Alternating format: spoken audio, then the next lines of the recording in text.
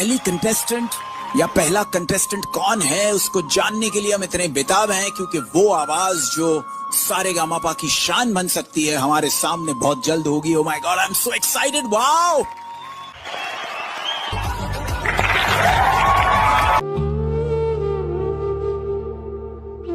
नमस्ते सर। नमस्ते मैडम जी। नमस्कार, क्या नाम है आपका? मेरा नाम राजेश है। कहाँ से आए हो? मैं उत्तर प्रदेश के एक दूर गांव का रहने वाला हूँ सर। आप क्या करते हैं? सर काम के बारे में क्या बताऊँ सर। सर मैं बहुत मेहनत का काम करता हूँ। मैं एक बूढ़ा बाप हूँ सर। इस उम्र में सर मैं कर ही क्या सकता हूँ, और आप लोगों के बीच में मैं यहाँ पर खड़ा हूँ सर। और सर मेरी एक छोटी सी बेटी है सर, उसके लिए हम दिन रात मेहनत करते हैं सर। और सर दूसरों के यहाँ काम करने के लिए आते हैं, बोझा उठाते हैं सर, तब वहाँ से 4 पैसे लाते हैं। और मैं अपनी बेटी को पढ़ा लिखा रहा हूँ सर, उसके लिए सर बहुत मेहनत करता हूँ। और सर मैं एक वक्त का खाना नहीं खाता हूँ, लेकिन अपनी बेटी को मैं खिलाता हूँ सर। इस ज़माने में सर मैं क्या बताऊँ, इस हालत में तो सर मैं आराम करने की उम्र है, लेकिन सर मैं सोचता हूँ अपनी बेटी को पढ़ा लिखा कर एक अच्छे घर में शादी करूँगा। सर समय कमा रहा हूँ सर, आपको क्या ही बताऊँ जो मेरे ऊपर गुजर रही है सर। तो सर मैं अपनी बेटी को पढ़ा लिखा कर बड़ा किया सर।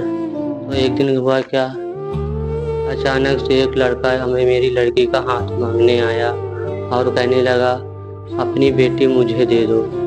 तो मैंने भी उसको देखा और समझा मेरे को लड़का वो अच्छा दिखा। और सर जब मैंने उसकी शादी कर दी और जब वो अपने मैके रहने लगी, तो सर मैं आपको क्या ही बताऊं।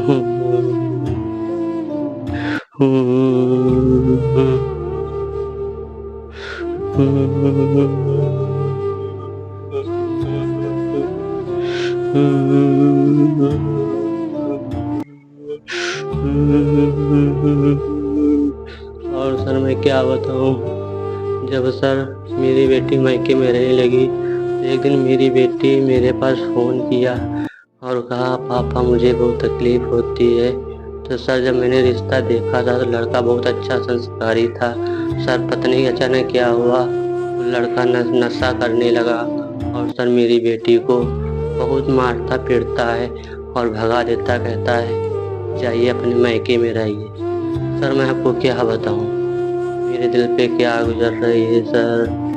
मेरी हालत तो आपको देखकर समझ गए होंगे मैं किस स्थिति से गुजर कर आया हूँ सर। और आप लोगों के बीच में मैं खड़ा हूँ और मैं आपको क्या ही बताऊँ सर। मैं आप लोगों के बीच में मैं खड़ा हूँ, मैं आपको बता नहीं सकता मैं क्या कर रहा हूँ क्या नहीं कर रहा हूँ। तो सर मैं आपको क्या बताऊँ, जब मैंने कहा कि अब बेटी अब यहाँ पर आ जाओ, अपने यहाँ रहने लगो, और सर बहुत ही अच्छा। और सर मेरी बेटी को बहुत मारता पीटता था और कहता था जाओ अपने गांव में, मैं नहीं रखूँगा। सर मेरी बेटी ने बताया पापा उस लड़के का किसी और से चक्कर चल रहा है, तभी मेरे को बहुत मारता पीटता है और अकेले भी पढ़ता है, रात भर बतियाता है और मैं देख कर बहुत रोती हूँ। तो ये सब कहानी सुनकर सर मैं बहुत, मेरे दिल को एक तरीके से मेरा कलेजा फट गया था। और सर मैं आपको क्या बताऊँ, तो सर मैं रोते रोते गया और मैंने सोचा चलिए मैं इंडियन आइडल में जाता हूँ गाना गाने के लिए। अगर वहाँ सिंगर बन गए तो मैं अच्छा सिंगर बन जाऊँगा और मैं अपनी बेटी का दूसरी बार विवाह करूँगा, और मैं इसीलिए यहाँ तक आ चुका हूँ। और सर बहुत तकलीफ़ होती है, मैं आपको क्या बताऊँ। एक बूढ़ा बाप कर ही क्या सकता है, इस उम्र में आराम करने की उम्र होती है, फिर भी मैं सर अपनी बेटी के लिए बहुत मेहनत करता हूँ, दिन रात मेहनत करता हूँ। तो सर मैं एक दिन रास्ते से गुजर रहा था और गाना गाते जा रहा था, तभी वहाँ से एक व्यक्ति आए, कहा कि आप इतना अच्छा गाते हो तो इतनी मेहनत क्यों करते हो। मैंने कहा मैं इस उम्र में कहाँ जाऊँ।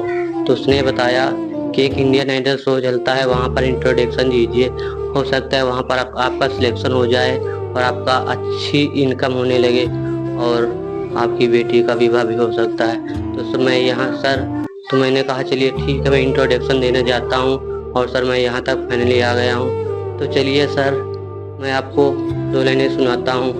और मैं आपको, अगर कोई भी गलती हो सर, हमें क्षमा कर देना, क्योंकि सर मुझे अपनी बेटी का विवाह करना है दूसरी जगह, और मैं आपको क्या ही बताऊँ। चलिए सर, मैं आपको 2 लाइनें सुना